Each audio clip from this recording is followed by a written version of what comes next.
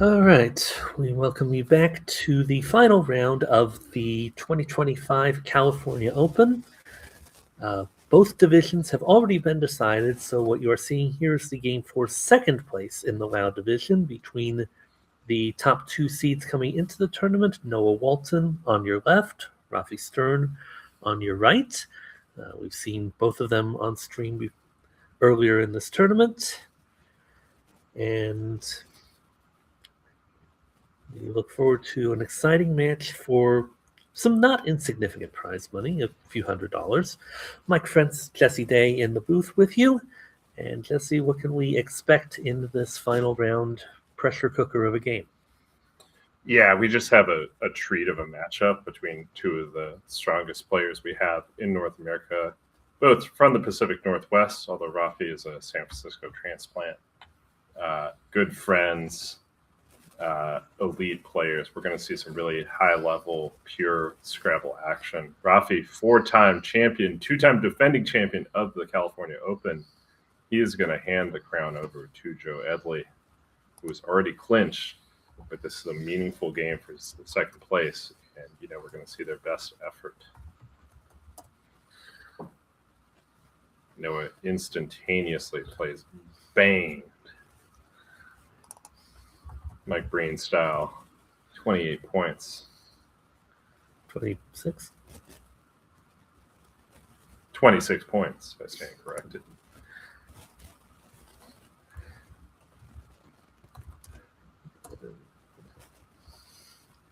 One thing that both Noah and Rafi do is that when a play is obvious, they make it quickly. We both know players who, even when a play looks like it's the only available play, will still take significant chunks of their clock to be as sure as they can be. But one of the skills of time management is recognizing when there is no better play to be found, or at least nothing significantly better that will be worth the amount of time spent. Rafi has already lined up Race Scorer. Very nice. Not particularly easy find. He flashed that to us, but he's going into the bag to look for something superior. But we will see a bingo. Just a question of which bingo. What else does he have besides Race Scorer, Meg? It appears he does not. Whether through the E or the A, making the blank the other and putting the E in either position, does not appear as though he can improve on that play. And so after convincing himself of this fact, down it goes for 70 points. Very nice. Picked up on that one fast. Took a few extra seconds to make sure that it was optimal. Moved on. Very clean.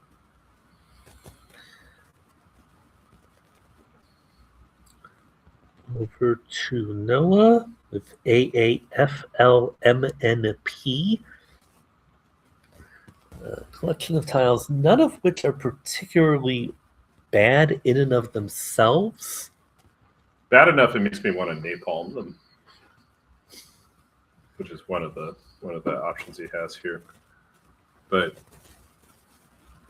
not wholly unsynergetic. MP, kind of decent combo. FL, decent. He could play something like AMP this turn, keeping AFLN, which I can't say that that's the best set of tiles I've ever seen, but tolerable.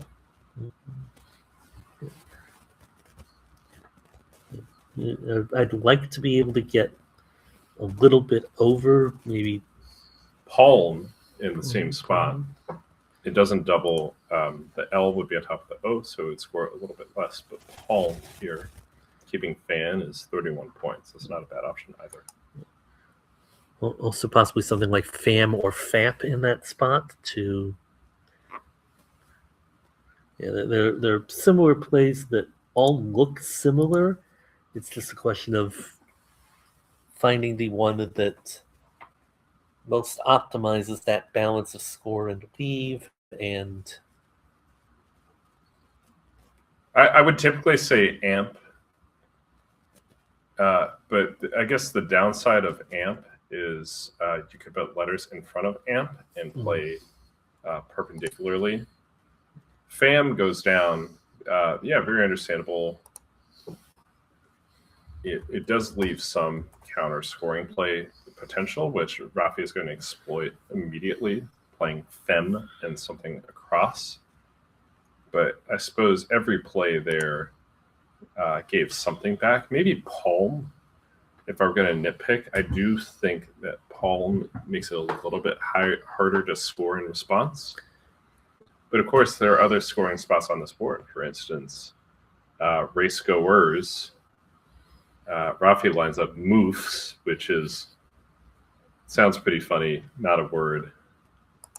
He did have mofos and race goers, which is acceptable. I think he's just going to play moo here. In fact, he probably did not line up move in hindsight, but I'm just gonna pretend that he lined up moves for my benefit specifically. But if moo goes down, he keeps the S hook for race cars, scores 35. I don't see why he wouldn't want to do that. It seems pretty solid to me. Does not appear to be much better. I would also not put it above Rafi or above or below, depending on your point of view, Rafi to troll the stream a little bit here. I didn't know he was such a tile shuffler. I'm really appreciating this as a commentator. I appreciate the one-way engagement with the audience here. Helping to preserve our sanity in an ocean of Scrabble games. So if we can get the score bug to update for us. There we go, 104.58 to Rafi. Yeah, and if you're wondering why he didn't just play mofos, which is more points on that turn, it would have been 44 versus the 35 of moo. But on every turn, it's both how many points can you score now and how many points do I expect to score on a future turn? And moo keeps an F and an S. So it's just really quite likely that Rafi is going to be able to play down from the triple word score and hook race goer potentially for 50 points. It's not so much about maximizing your points on one turn, but kind of ensuring, when possible, a steady flow of points turn after turn. And moo really accomplished that. So well played. And another aspect of moo worth noting is it hasn't left Noah with much. He can hook fam, making fame. Oh, very nice here. He plays N rap. That's quite good and not particularly obvious. Maybe Noah sussing out that the S on race goers was a bit of a threat. Of course. Oh, Rafi has a freakish play here of verifies and wraps. That is devastating because Noah's not even going to get to reply with a play on the triple word score. And verifies blocks so much of the board. The E's blocked, the D's blocked. That is a real blow.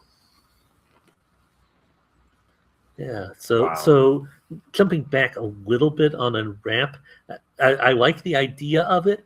Quackle also suggested something like wean or weep through the blank E of race goer, making fame at either moon or moop. Those would still have allowed verifies, but it would be far fewer points and would still leave the S and to an extent the E open. I must not have changed the dictionary. That would be why. A moops sighting would have been really special in this game. But Okay, yes. So take what I said and apply it to wean and not weep. You're totally right. And rap was not a no-brainer. Noah just throws 6 tiles back, Which decides to rid himself of the cue. Absolutely, such a tight board. Absolutely no chance of playing the queue anytime in the foreseeable future. Really in a brutal spot. Yeah, Rafi having picked up the blank. This might just turn into a victory march. Yeah, the top 15 plays in Quackle's evaluation were all exchanges. Yes. So Rafi can just play the X for 36. He doesn't even have to open. He can just, he's in the catbird seat. It's just a beautiful spot when you're ahead, you have a bingo, and you're just waiting for your opponent to open a board for you. Really a plum spot. Yeah, no actual bingos available for Rafi here, but as you said, he doesn't need to. He's got the 100-point lead. He's got the second blank in hand. And Noah has a bingo on his rack, angular, granular, just no spot. Such a tight board already, so early in the game. Rafi has a real knack for these things. To be fair, it was mostly, in this case, the result of good fortune. But I've had many games with Rafi where he not only scores early, but strangles the board in a way that makes it extremely unpleasant to play the rest of the game. So he has a real gift for these, for making the most of his assets. Go ahead. A lot of the younger crowd of players, when players first come into the game, especially at a young age, get fixated on offense. They focus on scoring, develop a very offensive style. I know I was that way when I first started, but to be flexible and adapt to the defensive posture and to not only learn how to play that way, but to be comfortable enough with it to rely on it in pressure situations is a rare thing at even the top levels. Yeah, Noah is just really in the second turn in the row of just being in an unenviable position. I think he's going to have to play something like Fungal here from the F just to try to open things up. Fungal does take an S, which is a little bit surprising. So that could be a minor way that he tries to catch out his opponent. He could also do Ala, A-L-A, and Lex and A-N, or maybe even just La, and just pray that he draws into an A-ending bingo, making Ala. It speaks to the depths of his how much trouble he's in. That's actually a very valid thing he could consider doing. Really not where you want to be. Yeah, I would probably I would be leaning toward Fungal just to get a new area of the board opened up. Again, with the possible surprise S hook, though I doubt Rafi's going to be caught out by that. But again, down 133 already, with barely a third of the tiles gone. You have time if you can craft a board that can stay open or be persistently reopened. But again, it is not a fun situation to be in. It's just so daunting in the short term. And of course, seeing Rafi's rack spittled coming through the L, many options here. Spittled, not valid? Not in ours. Oh, it's splitted, which is also in the International Lexicon. You have to forgive me, folks. I used to play in the North American Lexicon. I switched exclusively to the International Lexicon about 9 years ago at this point. And this is interesting because Rafi might not actually have a bingo that I've identified. Aptitude, but the A is in the wrong spot. Spitted, which I believe means to put meat on a spit.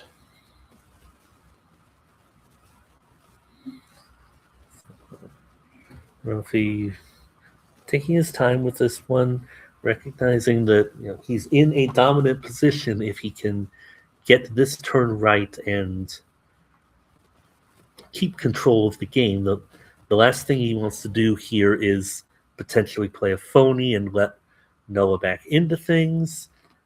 There is one bingo available, and I'll give our viewers a few seconds to spot it.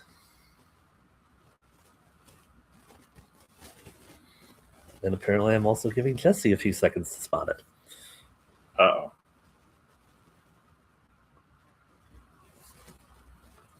I was going to say Rafi is so good in these positions about not overcorrecting or overreacting. A real player of the odds. He is a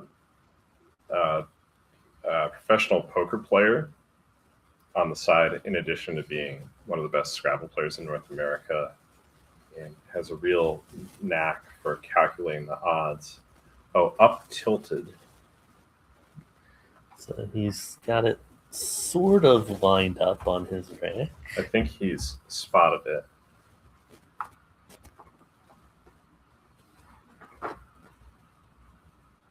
That's going to be the only one. That's what it looks like from here, and it doesn't look like any of the other options he might have would be. I've seen almost everything this tournament commentating. I've seen phonies at key junctures, missed bingos, and so I've learned not to prognosticate what's going to happen or not happen. A little, when you see the letters start to get out of that order, you wonder, did he chicken out? And this might also be a game situation dependent. If you can find a play that is perhaps safer and doesn't risk losing a turn to a potential word knowledge error, he might take the safer line just to be absolutely certain that he can keep control of this game.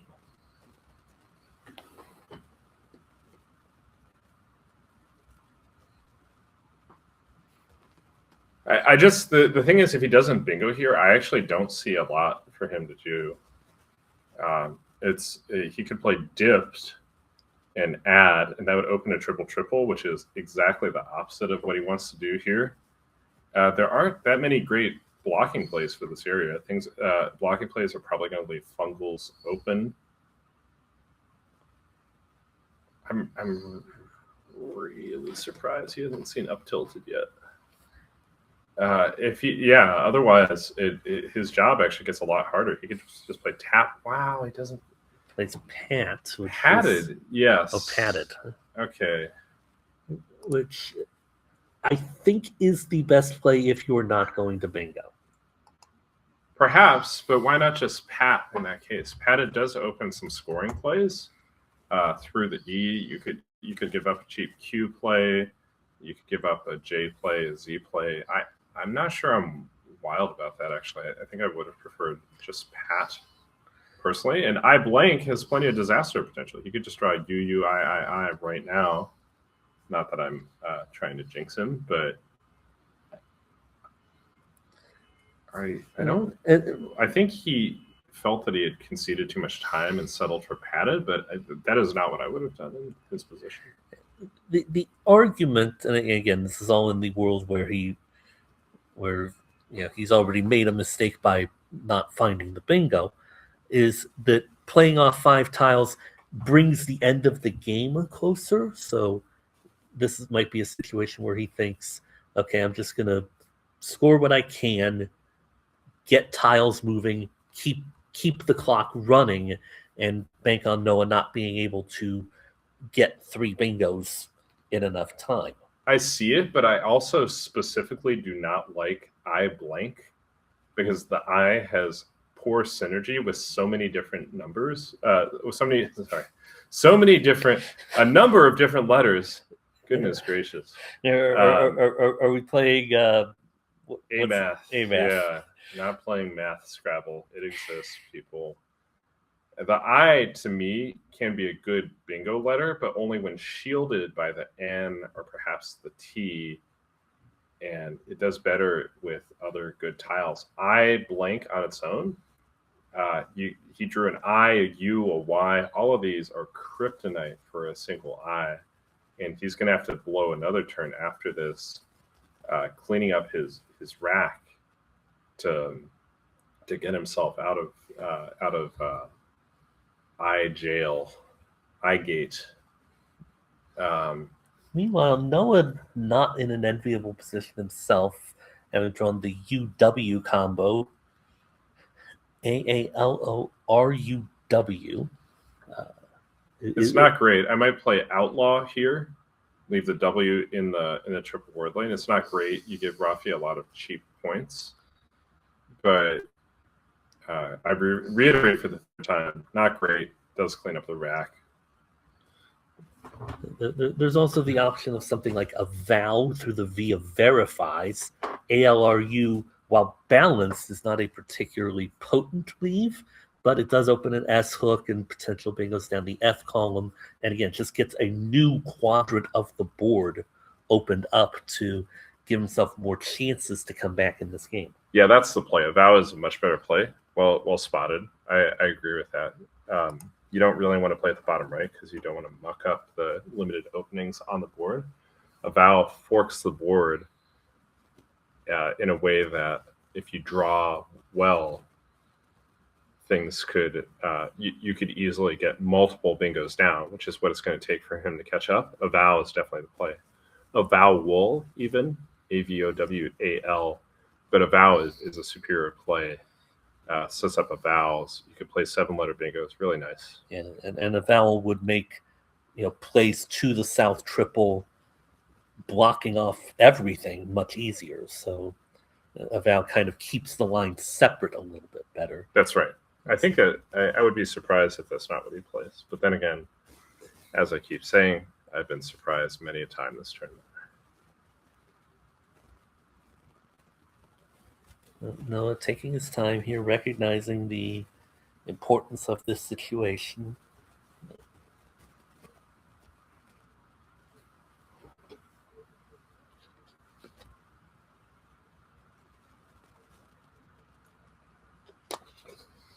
Yeah, Noah distinctly not a shuffler.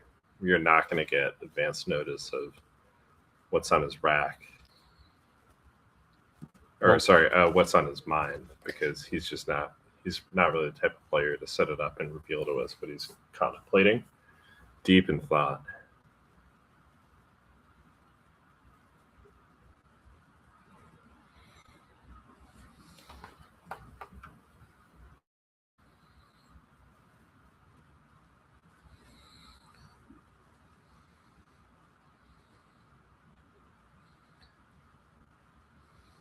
So just a reminder, this game is for second place in the WoW division.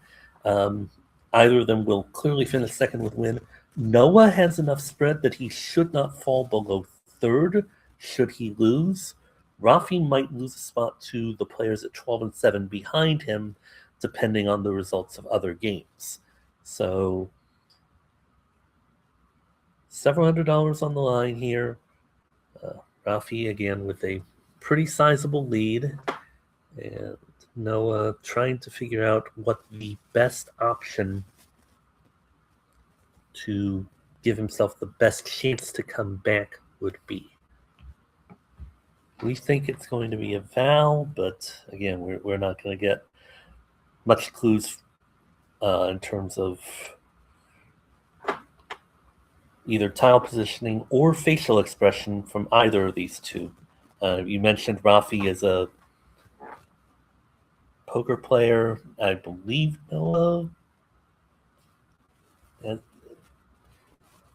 I know. Does he play poker? I don't actually. No, but a fierce competitor in its own right. So, I have to say that I think he would have played a vow had he seen it in this pause is making me, because I think it is significantly better than any other options available to him. And this pause is making me think that he has not spotted it. Plays Radula. I can't say I like that one very much. Not to be too critical, but Radula just brings the end of the game closer. He played 5 tiles, so he's expediting the end of the game. He's keeping OW, which has basically no bingo potential. And I really feel like he left something on the table by not playing a Val there. I'm a huge fan of that play. And Rafi can just bring the end of the game even closer. He could just play Untidy, flip over 5 more tiles. Mm-hmm. I don't know if that's what he's going to do, but to me, that'd be very tempting here. Yes, you put a Y in space, but that's just about the only threat on the board. And next turn, it could literally just be all over again and locked up. If you play to the Y or Noah even plays the Y, you block the Fungal's hook. There's just no bingo lanes on the board. Really feels like this is a one-way train to... When he plays Duty, which is even safer. The one thing about Duty is it doesn't leave an immediate path to blocking the Fungal's hook. Mm. Maybe that's a sign that Rafi doesn't know that Fungal's is valid, or that he hasn't thought about it. I think Untidy leads to a multi-turn sequence where Fungal's gets blocked often. Right. Noah, fortunately for him, finally gets an easy play. In fact, that could have been what he was thinking when he played Radula. Is maybe I don't really know. Maybe he was looking for Who and Hex, or some kind of a... That seems a little too obscure. But Who was just the play that was the medicine that Noah needed, because he's gone from really not having a lot of prospects to being very close to bingoing. But what's gonna trouble Noah here is he just doesn't. You see Noah smiling as he says hi to the viewers, and then in the room there might be people starting to cluster around to just catch a glimpse of what's happening in this game. Rafi lines up Unities, and Fungals. So he did know Fungals. Okay, and, I was about to say this is the word knowledge check of whether, and we'll get confirmation of what the blank is. Right, actually makes a difference here if it's an F, a T. He should make it an F. It'll be more difficult to overlap. But has he given a spot? I don't think. Toenail Elation is one of the most classic racks that every Scrabble player learns early in their career. Toenail and Elation, the duo. And I don't think either of these plays. And that's got to sting.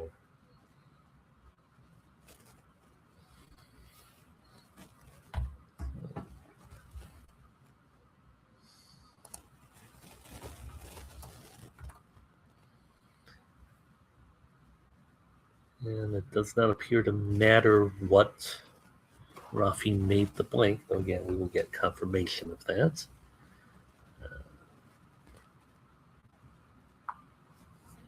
And now Noah trailing by over 150. We'll get our score bug to update. Desperately needs to bingo again.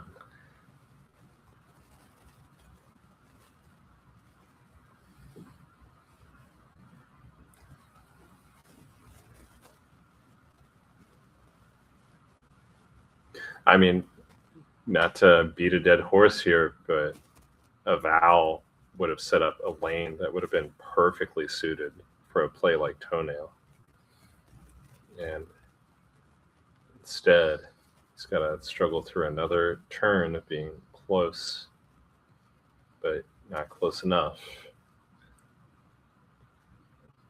In a situation like this, how do you even reopen the board in such a way that it's not going to just get immediately shut down? Right. You usually try to open a more obscure hook. For instance, he could do something like AR and AB, keeping EILNOT.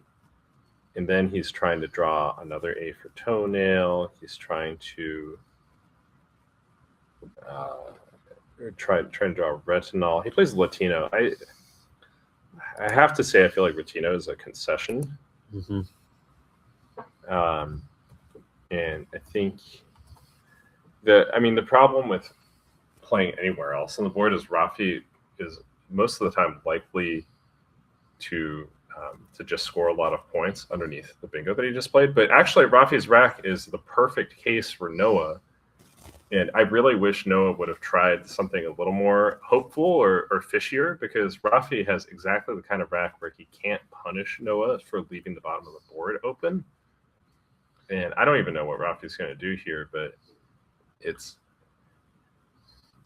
feels like Latino is. It's the kind of play that Rafi should be playing, actually. Right. And it's kind of the second play in a row after Radula and Latino. I don't want to be too tough on Noah. It's a long tournament, and going down 150 points hurts, and it's hard to recover from. I totally understand psychologically how tough it could be. I wish Noah had given himself a chance, and Rafi just exchanges. IT is a weird key. There's 5 E's and only 1 I left, so... Oh, clever. I can understand it, even though I've been guilty of perhaps overcorrecting in situations like that. Noah now would have wanted that L out in space for ethylene, but unfortunately it's just in the wrong spot. Right, at least the bottom left stayed a bit open, which is, I think he has to do something here like yen and RE, which sets up a hook of EYEN, IEN, which I believe that means eggs and not eyes. Weirdly, it's some obscure Middle Englishism that made it into our dictionary. But then again, he hasn't shown any inclination whatsoever to make fishing moves, so maybe he's just gonna play long again. I really don't know. Both players, playing at a deliberate pace, and we're about 2/3 of the way through the game, and both players have about 1/3 of their clock left. Well, deliberate is one way of putting it. I would actually say I've never seen Noah play this slowly. If I'm honest, he's usually kind of a speed demon, and I can't remember a time. He does put yen down, makes a lot of sense. I actually cannot remember a time that he has been in this much time trouble. This could be an interesting dynamic. Over to Rafi, who just needs a couple more solid plays, it feels like, to put this one away. And whether he made the blank an F or a T is going to become relevant now. If it's a T, he has plays like Jado or Joda to the South Triple for 54. Without that, he's going to have still probably a reasonable scoring option somewhere with either the J, the K, or both. I'd be looking for a spot for Koji or something along those lines. If he had made the blanket T, Jata would already be on the board. So it must be enough. That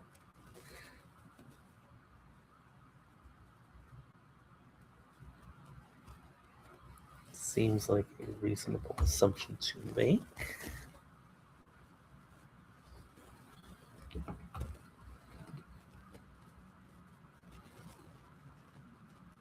Wonder if he's thinking about trying to block the iron hook that just got set up, because it is by far the most dangerous thing on this board. And he can do something here like Jota or Jota for 24, and that makes it difficult, though not impossible, to play a bingo hooking iron. And it would also threaten plays at 8A, which, if Noah takes them, he's doing Rafi's job for him and blocking the last bingo binds. Right, Jota would actually set up okay, and he could play something across conceivably. Not that he at this point, he's not even trying to score that much. He's just trying to get the game over with, so he can, because he's already got such a commanding lead. But that'd be an insult to injury kind of moment.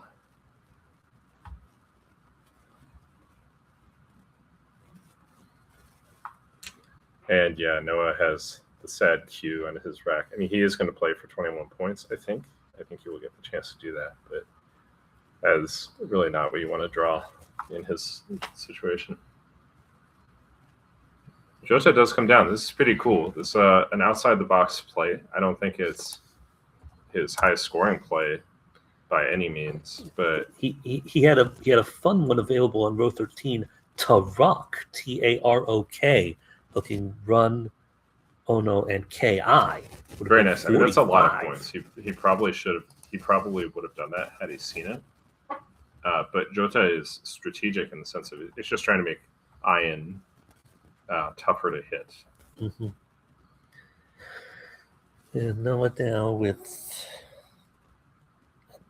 triple EHNQT. And like you say, I think just QI coming down for 21. Probably to the left eye of Unifies, just to keep some kind of plays, IF something or in that spot. Yeah, you want to embrace the chaos factor in Noah's shoes. Just introduce as many zany possibilities as possible. I guess another thing about Jota is Rafi had a very natural follow-up there of just playing KI across, OK and KI and TI as a two-turn sequence that just leaves things extraordinarily blocked. And I wonder, Rafi is definitely the kind of player who would spend multiple turns sculpting the board to his liking, and that could very well have been the endpoint that he desired. Mm-hmm.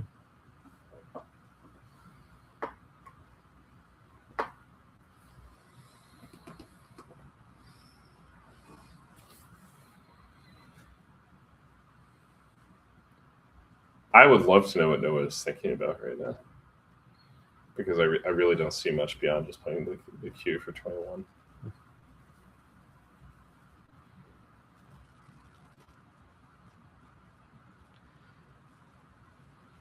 While we have a little bit of time as we wait for these plays to finish up, I'd like to get a few of our thank yous out of the way. And please note that after this game, we will be streaming the awards ceremony. So if you want to stick around for that, we would love to have you. But just get a few thank yous out of the way. Thanks to Josh Greenway and the team at Let's Play Scrabble for their assistance in getting this stream set up for us. This is the first year we've done it, and we're doing our best. The technology hasn't always been completely cooperative, but we're certainly grateful to Josh and the team over there. As Noah plays QI on the other side for 21.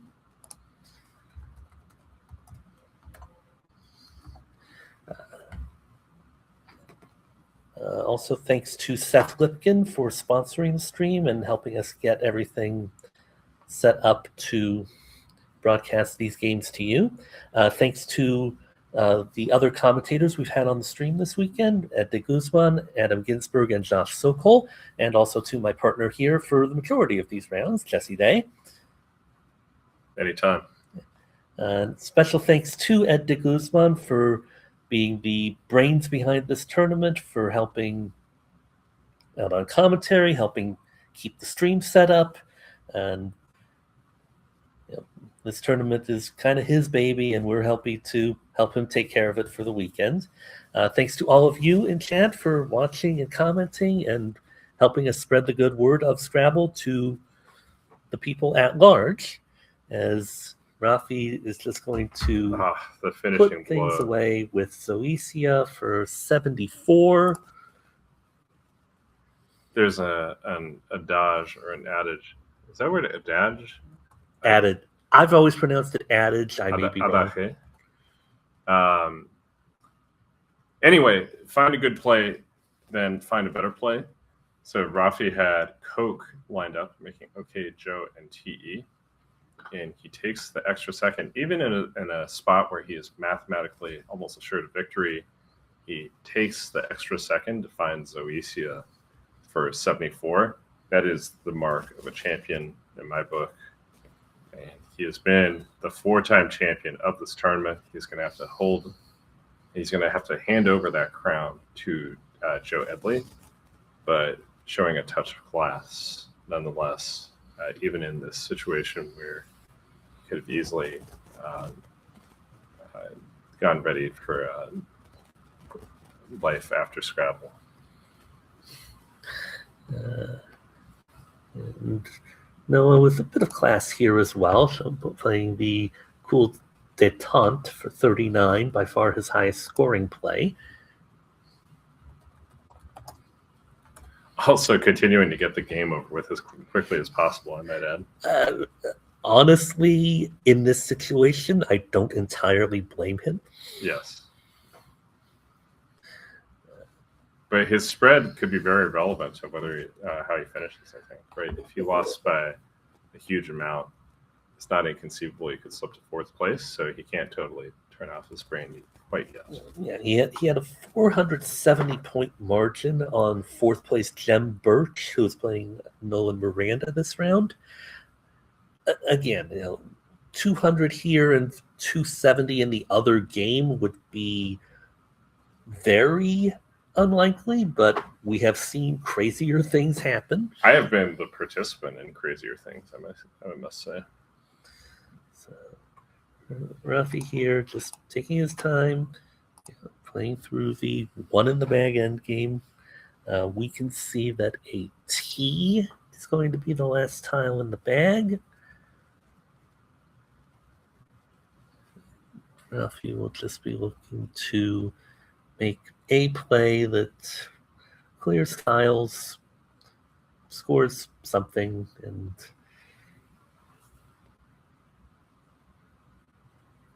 yeah, I do see Burks or Curbs here for 42 points.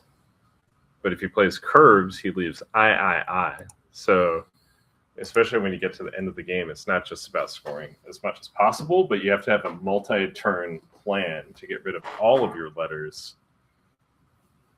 And Kiers is a nice way of accomplishing that. He forgoes 4 points in the immediate term, but he is keeping only 2 of the I's instead of 3. He keeps a B as a scoring tile. That's a nice way of compromising. And I will leave it to our viewers as an exercise to come up with the best end game play here for Noah. Forget about the score and just work out what the highest possible spread sequence would be. The last puzzle of the tournament. This is the final boss to see whether you've been paying attention in Scrabble class. Uh-oh.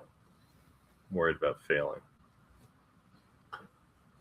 He does have re-show at the top. He also has things like shore, making Joe and OR. These positions are always interesting because when you have an S and your opponent does not, you always have to wonder, well, can I set this up? In Collins, he could have played something like HORE and then threatened to put the S on the end for shore to maximize the amount of punishment he can inflict on his opponent for not having an S. However, HORE is not a word in North America. I will say you are along the right lines. Keep working that path.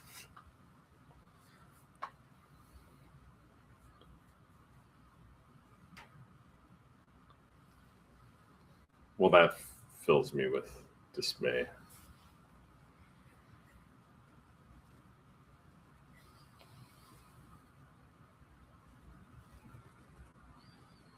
SHOLE, not a word. Shoal.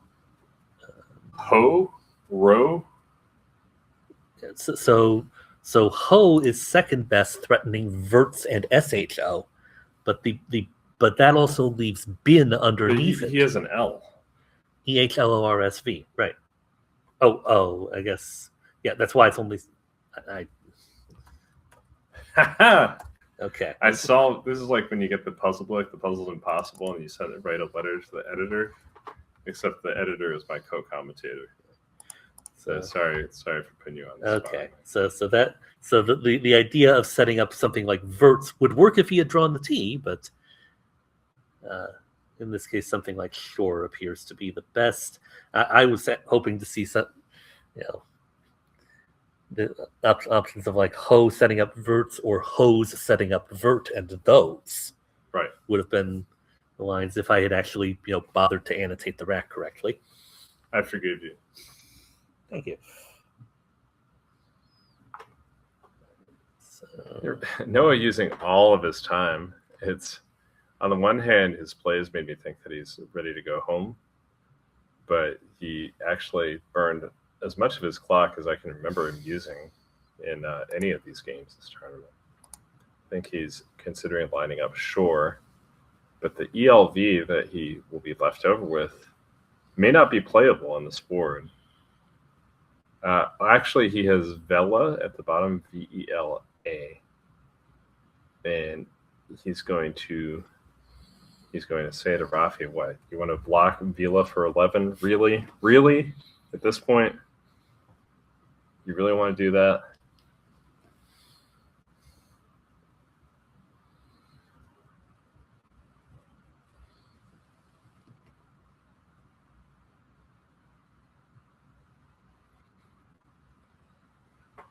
Rafi, no outplays, just trying to score as much as he can. Probably should block Vela.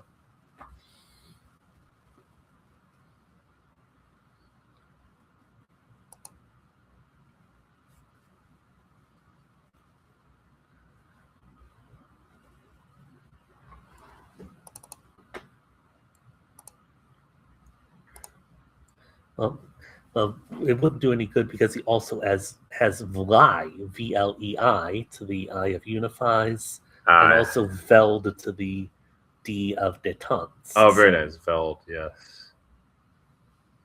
Yeah, okay. So Rafi just scoring as much as possible. Maybe job 15. Appears to be the best he can do. And I expect him to do so.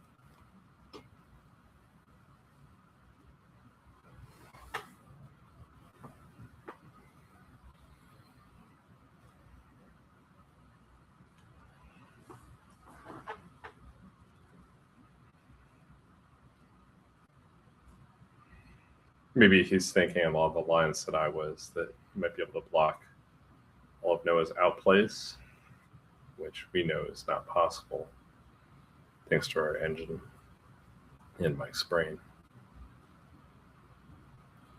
He's an A for tibia.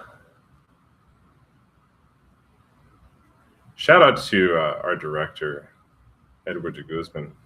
The stream has been crystal clear all day. We got to see some really high-level action. There was barely a stutter the whole time. Great audio, great matches.